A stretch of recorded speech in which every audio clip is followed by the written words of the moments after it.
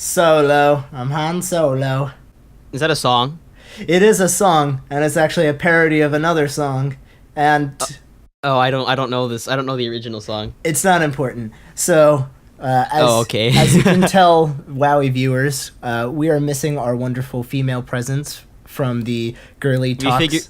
We figured you guys had enough female attention last time, so you're just getting the males this time. The testosterone talk. I was just thinking that. I was just thinking of incorporating the word testosterone into there somewhere. Testosterone is in the fingers? Oh god, that sounds horrifying. If Off to a good start. Okay. if your dad was making pasta, you know what you would call it? What would you call it? Testosterone and cheese. Oh god. The girls are gonna like watch this and literally just be like, you guys are never getting your own episode again. This is why we have a balanced cast, or this is why we have like a balance of 3 females versus 2 males on WowieTalk. It is a mentally relaxing and they control the stupidity. But okay, so we were thinking of some cool topics again, and I wanted to think of something specific to Carlos and my like instrumentation and music. And in the last 4 years, I think both of us have shared like enjoyment in instrument solos. Yes. So I mean I do a lot of jazz music on my channel, as most of you know, and No way.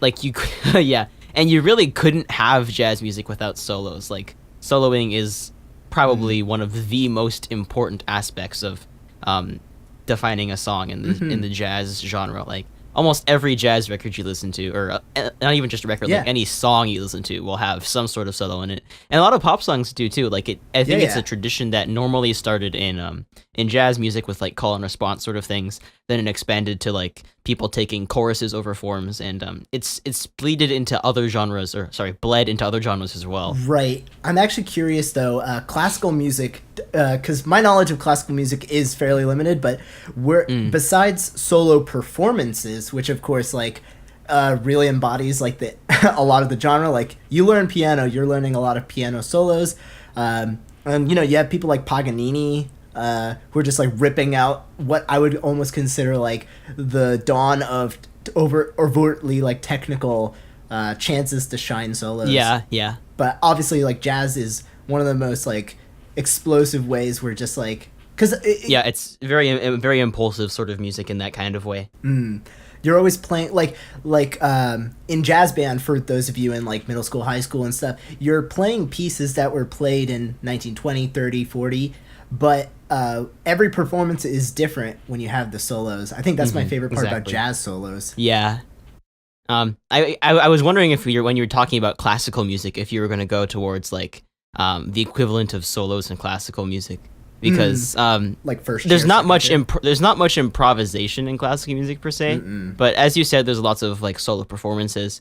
There are also cadenzas, which are like, I mean, they're usually written out, but they're the closest thing to improvisation that I think that you get to in like classical music. Or... Well, like usually like you'll have like the orchestra or something like hold a chord, and then the soloist will just like play some really technical line on top of it. I think, and then then end on like a dominant chord or something, and then resolve to the tonic at the very end or something. Right, I guess that's like the equivalent of, you know, like Kiss ends their song and like the drummer's just going all out and the lead guitarist will stand I guess up. so. That's close enough. And then they look at the drummer and then down. Yeah. That's basically the evolution. It's basically a rock cadenza. I never thought of it that way. Wow. I guess that's where my brain comes from, you know? Like, yeah, I totally get that. Sitting on the floor while my dad's got like Pink Floyd or something on, and you know, they had like these big finishes, and when I was in a quote unquote like garage band in high school, that's the only part we were really good at, ending songs. Because you don't have to be coordinated really, except to look at the drummer when they hit the crash cymbal at the end. Yeah, like we could nail that. So I guess one thing that listeners might be like curious as to, especially I noticed like a lot of VGMers and stuff when they start out, necessarily not everyone's doing solos, or you know, like when they do, they're kind of unsure of why put a solo in at all. And I think it's not a necessity, like it's to serve the song, but it's kind of like it's kind of like a chance to really climactically give one instrument a chance to really define that song. It really like it's a good way to like one lengthen your arrangement if you feel like your arrangement is just too short for some reason. Then you can throw in a solo in there, but it really should help with the build of the song overall. Typically my solos end up somewhere around the mid section to towards the end ish of a song. Yeah. And I use them in a way to like contribute to the song's form overall. Like I think that playing the melody throughout the entire song can get a bit boring sometimes. Yeah. So sometimes I'll just have like a vamp or like have a solo go over, and that'll like break up the song into different parts. I like that implementation, especially because of, like you said, and this is one of the weird things I'm starting to realize. I think most musicians, when they've reached like a fairly comfortable place, are making music for other musicians / themselves, which is, I think, a good thing. But it also just goes to show like we're very like interested in being like discovering new sounds, and like whenever I play a solo, I'm just thinking like if I do too many pentatonics, I'm gonna get called out. Like that's my biggest concern when playing guitar solos. I cannot stick to the blues. I mean, to be honest, I hear that a lot sometimes. Like I was in Sure. I was in someone's stream yesterday. I think it was in Thunderscott's stream yesterday. Sure. And someone like he was playing some music before, and then someone had a pentatonic guitar solo, and I commented, "Man, look at those pentatonics," in like sort of a joking way. Yeah, it's good to learn the pentatonics because it's like the basis for the shapes and like of the blues scale. It kind of like fits a little bit around the others, and just like from a guitar's point of view, like you're moving in a very easy to practice shape. And Thunderscott, for example, doesn't put in that many guitar solos. He focuses on having like a lot of instruments, and it becomes like a vibrant song nonetheless. So you don't get bored that way. But I think it's like whenever you focus on an instrument versus another, like take a pop song right now, like the singer is singing 80 to 90% of the time, right? Like the focus of the song. So in a way, it almost feels like a solo that just lasted the whole song. That's true. Yeah, I could see how like I do get bored of the singer sometimes, and I think solos are becoming less common. I think in most they of got modern pop uncool music very fast. That's a shame. In mainstream, like, I don't want to generalize, but obviously, like there is music that in 2016 that thrives on technicality. Oh yeah. Just look at prog and modern jazz fusion, and all sorts of stuff. Some of my favorite like solo works actually come from like sax solos on 70s or 80s pop songs.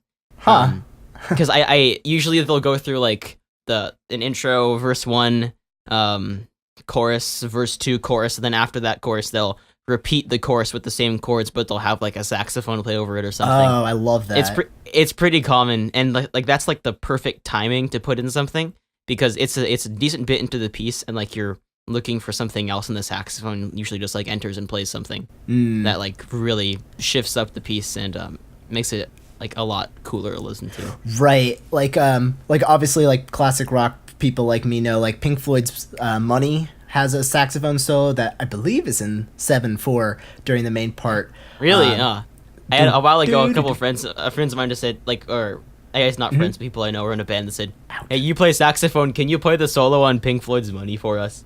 Yeah, it's kind of like, and that's it.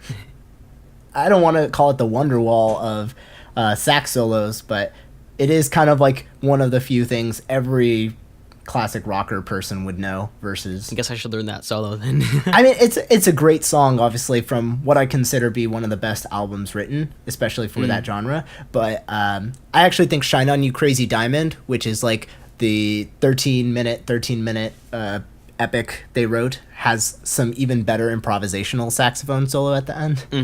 But that's the thing. By the time you're emotionally compromised and the song has really like told you what it's going to be about, I feel like certain instruments and sounds, especially like tones, really complement. Maybe it's just like the nostalgia or whatever association, but I find 70s rock is a great place for solos because they don't like dole them out everywhere. You really have to like wait for it and enjoy the song. And then, after the 5 minutes of acoustic and flutes and everything, there comes the Stairway to Heaven solo. And, Yeah. Or that solo in Bohemian Rhapsody. Yeah, exactly. You have the story told, and then there's a very emotional solo. But it ends on a transitional kind of note, because it goes from... a lot of solos end in a key change. Yeah, it's like a B-flat major, I think, that guitar solo. Duh, and then... what is that? A major? No, that's still C. Yeah, that's A. Oh.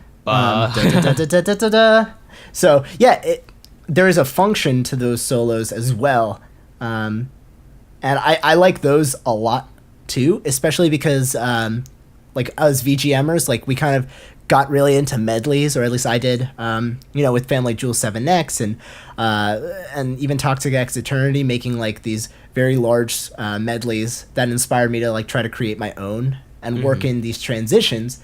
And I felt like the nature of solos helps you kind of like sneak your way in while like wowing people with some sort of technicality. Yeah, it's interesting that you say that.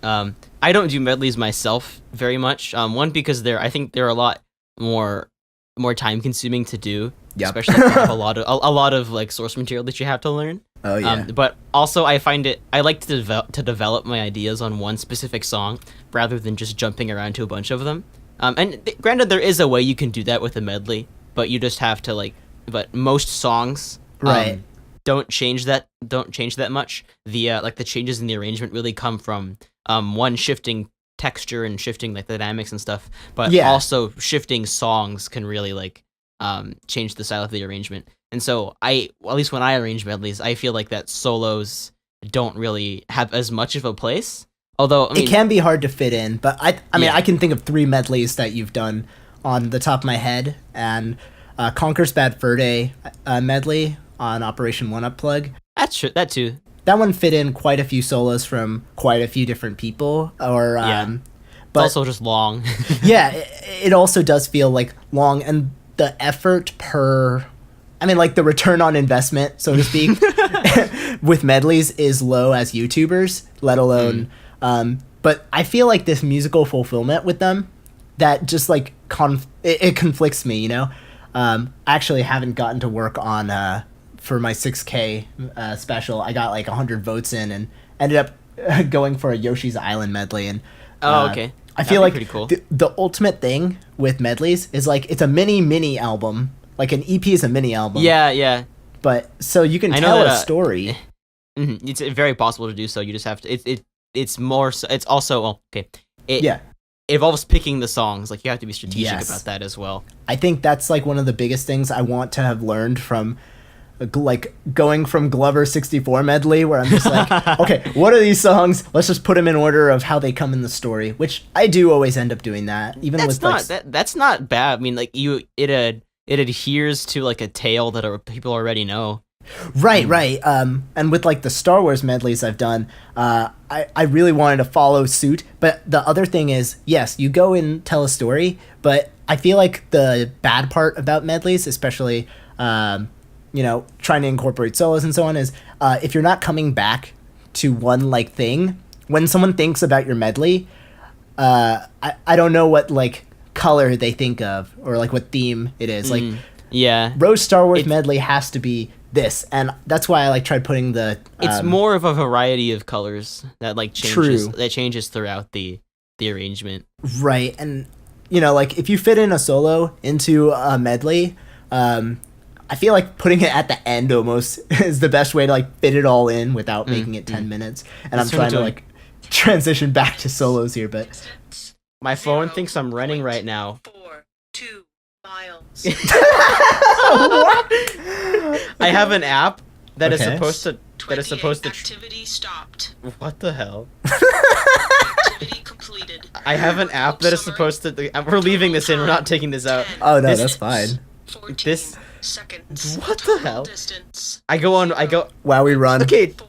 2 miles. Average pace 24 minutes. 1 second per mile. That's a terrible mile pace.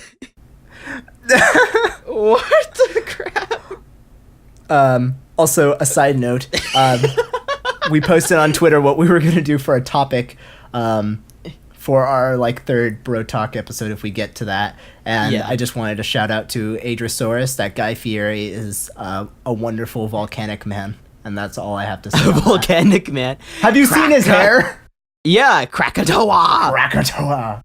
It's Squidward's the volcanic man from SpongeBob. One last thing about solos I wanted to ask is, what is your stance on improvised solos versus written solos? Honestly, that should have been how we started because I was thinking that would be like the meat of this discussion, but I guess it's cool to get there at the end and talk about medleys. Well, so okay, growing up with the rock and roll aspect of whatever, I have been like, I started out like first 4 years learning every freaking solo by Eddie Van Halen, because a lot of them were improvised, but the note choice and stuff would be so embedded in my head. I don't know exactly what it is, but there was like, you know, when you write a song or a melody or a motif and it's catchy, I wanted that to be my guitar solos when I started recording them. And I would try my absolute hardest to write solos that would be like essentially like writing my own song that just fit in, or like references. I totally understand that. But I think, I mean, first and foremost, I try to record about 50 to 60% on camera, especially for lead parts. And then because of the nature of how tight I record guitars, it's slightly more accepted in the metal community, I'm hoping, to act the part out or like play it live, but not use the take if there's too much noise. Yeah. But I think improvisational solos have way more heart to them. Because they're in the moment, and especially if you see the video to it too. Like, yes, that's one of the things you can't fake. You can't fake an improvisational. Like, you can't fake the video of an improvised solo. Absolutely. And just as a guitarist, I recommend to everybody. I start the camera when I'm writing solos for spots, like the day I'm filming, and I'll just improvise everything over and over until I'm just like, okay, I like starting this way. Okay, I kind of like that. Yeah, riff that's the same thing I do pretty much. Yeah, because, I mean, I don't want to end up being like, okay, it was improvised, you have to like it because, you know, it was on the spot, it's magical. It's like, I could do better on the spot. It usually does take a few takes to really, like, bring yourself into it and figure out what sounds good. What do you like to do as far as if you've ever had to write a solo? Because you have a lot of guest spots. I have almost never had to write out a solo. Huh. I don't, well... The nature of my sort of music is very much like against that sort of writing out solos. Because like jazz is improvisational music, and most of the training that we do is to be able to improvise fluently over a set of chord changes. And to just writing out a solo can be a good exercise, but it's not really getting you towards like the goal of being able to play over chord changes in your head. Maybe it's our shared philosophy here, but I feel like if you could pull yourself on stage randomly and someone was like giving you a backing track or an area and you could play over it, you will be both a happy session and performing musician. Oh yeah. Like being able to improvise is a very good skill to have. But then again, being able to compose, like I think writing out a solo is more like composing than it is true. And I've been given solos written by non-guitarists to play, and I've always, every single time, asked what kind of freedom I could have, because again, there is some rearrangements that I need to do, or sheet music doesn't always include like slide here or bend to this note, you know. And you give two musicians a piece, we're playing it different, even if it's the same notes almost. There's a lot of freedom when it comes to that. I know I correct me if I'm wrong, but would you say that the majority of guitarists on YouTube who do solos pre-write them? I actually could not be 100% sure, but within our friend circles, I believe a fair amount, if not 80%, plan their solos. At least, you know, to the point where if they're doing it live or even faking it and stuff, they kind of know what they're expecting. That's a question I get. I get asked a lot about my process of soloing. Same. Also with the what you were mentioning earlier with like trying out ideas. I guess we both share that in that we ran it through on loop just a couple times. I want to be familiar with it. Yeah, be familiar with it. See what fits. Try out things. Like unfortunately, in the live performance world, we don't get chances to do that. But actually, maybe it is more fortunate in there because you spend less time worrying about what it's done. gonna sound like, and more time just like getting it out there. Now, what's the name of this website? So, for those of you guys who are musicians who do enjoy jazz, or in general, I recommend highly backing tracks. 130 Moni's Grits, his channel, in addition to delicious surf rock and bossa nova covers, he has a lot of backing tracks where you can practice solos over different styles and keys. But learn jazz online, I think. Learn jazz standards. Yes. That is a YouTube channel that I frequently visit in terms of my practice. Same. They have a website with the sheets, with lead sheets, so you can follow along chords. And you can just practice, either learn the original standard and then, take a bar or just improvise over it. And even for me, like, where my jazz usage is somewhat low, I guess, it's such a good practice. skill. Yeah. It is great practice. And hell, prog metal is like 30% jazz half the time, or knowing your scales. So why not? Yeah. Why not get good? That and there's an app that you can get on your phones called iRealB, which if you've heard of the Real Book before, it's basically a digital version of the Real Book.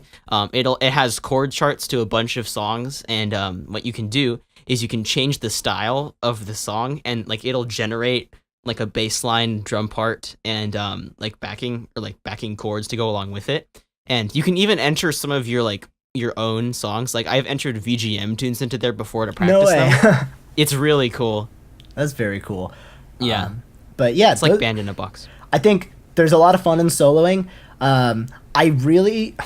This is definitely like the personal peevish of the year, but it like kills me inside when people say I'm more of a rhythm guitarist, without necessarily just kind of thinking of it like, maybe if you practice a little more, you might like the leads that you come up with, kind of thing, and then maybe it'll be more obvious. Like, I feel like a lot of people shy away from lead playing because it appears a little more difficult.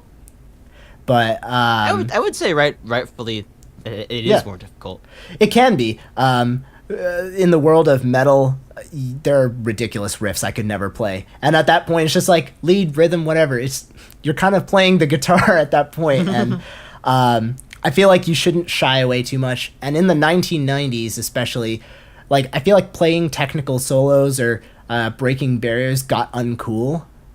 Maybe that's just me, but like even though some of my favorite bands from there, like Nirvana, Pantera, whatever, like I just feel like technicality is still something that doesn't make you like an egomaniac to want to play a guitar solo or a very complicated lead part. Yeah, that's what we think about solos. Yeah. How could you stoop so low? Dude, put them in your videos. Oh, by the way, if you're watching this when it comes out, there is a contest going on by Joshua Typely. Yes. It is called the No Shred Challenge. Basically, you have to submit a solo over a backing track that he provides without playing fast. As really vague as that is, it's a great vague, challenge. But it's a cool idea. Check it out. Well, if we remember, there will be a link in the description.